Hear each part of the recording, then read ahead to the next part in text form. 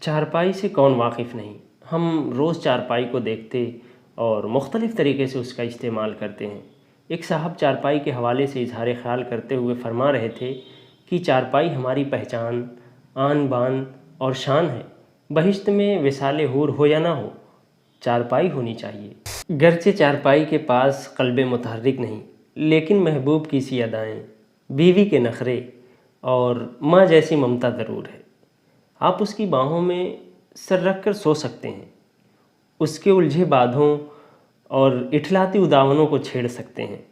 حالت خفگی میں اس کے نخرے اٹھانے پڑیں گے، خم کھائی پاٹیوں اور لرزہ پایوں کا خیال رکھنا پڑے گا۔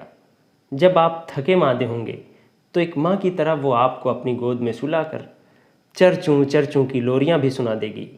اتنا ہی نہیں، مرنے کے بعد وہ مثل تابوت آپ کو لبِ گور بھی پہنچا دے گی۔ ممکن ہے میدان حشر میں وہ آپ کے حق میں گواہی بھی دے دے کہ دنیا و ما فیہا سے تو صاحب کو کچھ لینا دینا ہی نہ تھا۔ صاحب تو بس پورے دن چارپائی پر پڑے رہتے تھے اور وہیں سے بیوی بچوں کو صلوات سناتے رہتے تھے۔